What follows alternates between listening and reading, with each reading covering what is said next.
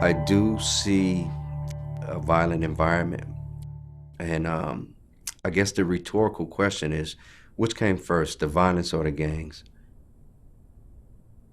Gang members aren't insurgents. They don't fall out the sky or come out of sewers. They live in the community.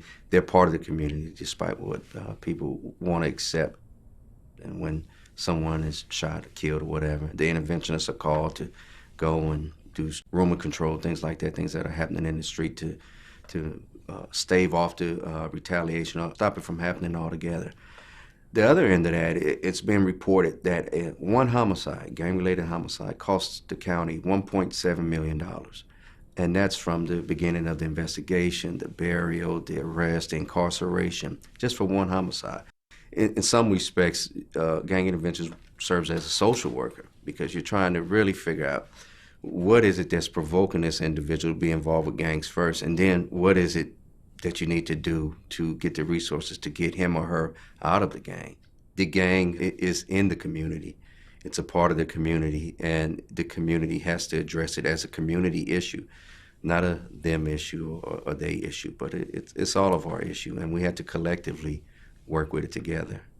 For the most part, I believe that people, they really want to see their community change. They want to see their communities healthy. They want to have that redemption, that monkey that's on their back to say, hey, I did some bad things. I want to do some positive things.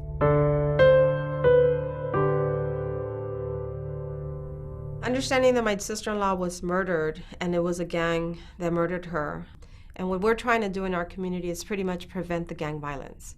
And how do you get to the gang violence? Well, gang violence is sort of a community culture, a community problem that that we all need to work at it from every angle. In the city of Los Angeles, let's take the Newton grid. It's a real small area, less than 10 miles, and there's been 30 murders, 30 homicides this year. So that's 30 different locations that families have looked and seen outside, heard ambulance, heard shots, heard fire, seen yellow tape. And out of those 30, maybe one or two are getting therapy. Those are all traumas that maybe today they're not affecting you, but in a month, a year, or 2 years, that trauma is going to come back. When it becomes normal for you to hear gun, bullets in your neighborhood, or to see a murder, they killed somebody, then there's a problem. What I do as far as Project Cry No More is concerned, I deal with murdered victims' families. Well, actually, I don't want to say the families anymore. It's the whole community, because all of us are ill affected by the violence. I started doing this work, but not as exclusive as it is now as far as Project Cry No More, because I felt that I wanted safe streets. I wanted to live. I wanted my kids to live. But unfortunately, doing this work, my son got killed. But it wasn't because I was doing this work. It was because I'm a part of the community, because we're not exempt from these issues. That's why I do what I do. What I offer families is hope. Bottom line, I offer them hope and the opportunity to know that they can hold on to the peace that they have. The bottom line is I offer hope because God made me no stronger and no weaker than anybody else, no different. So my pain is their pain and their pain is my pain. It's just the way that I choose to do it. So if they see me doing something good or making the best out of it, they're able to do it too. So the bottom line is hope.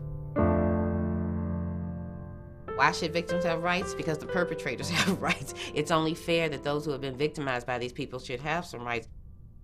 We have to start holding people accountable for their crimes that they have committed against our communities. A murderer usually killed 2 to 3 times before ever getting arrested in LA County, and to me that's unacceptable. But I'm a living witness. It happened to me, and it happens to so many other families. That is a human being, and their life have been taken at the hands of another human being that throws everything out of whack.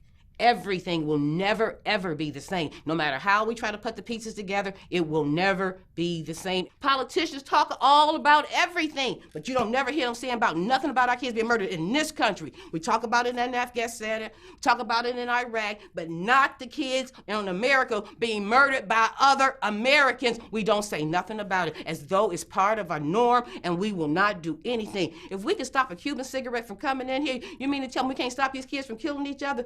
BS. And we got to start educating families that we got to take responsibility for what goes on here. We have to take responsibility. It's our kids. It's not people coming from outer space killing our kids. It's kids that we have given birth to. Everybody has to be educated regarding this crime, because if we don't start with the education, start with the communication, we continue to be victimized.